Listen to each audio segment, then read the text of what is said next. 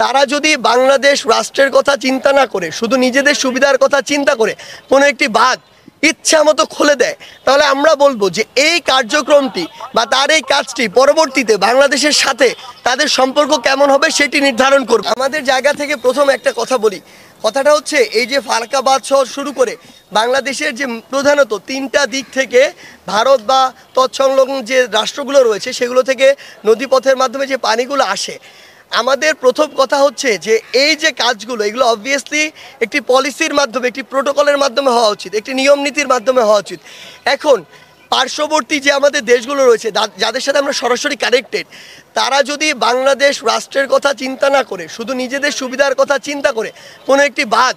ইচ্ছা মতো খুলে দেয়, তাহলে আমরা বলবো যে এই কার্যক্রমটি বা তার এই কাজটি পরবর্তীতে বাংলাদেশের সাথে তাদের সম্পর্ক কেমন হবে সেটি নির্ধারণ করবে। আমাদের জায়গা থেকে স্পষ্ট বার্তা, এরকম কোনো কিছু হওয়ার পূর্ব থেকেই যেন বাংলাদেশের অন্তর্বর্তীকালীন সরকারের সাথে কথা হয়, সেটির একটি লিমিট নির্ধারণ হয় এবং আমরা যেন সেটির পূর্ব প্রস্তুতি নেওয়ার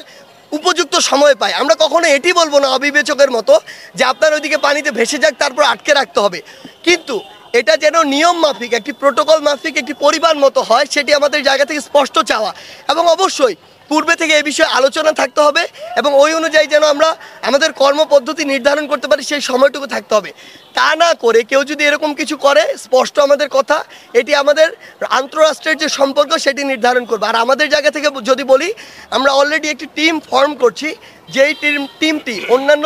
যদি কোনো এরিয়া এফেক্টেড হয় ওই এরিয়া যেন এখনকার অভিজ্ঞতা থেকে কাজে লাগিয়ে সামনে এর চেয়ে ভালোভাবে শৃঙ্খলভাবে যেন আমরা পরে কাজগুলো করতে পারি।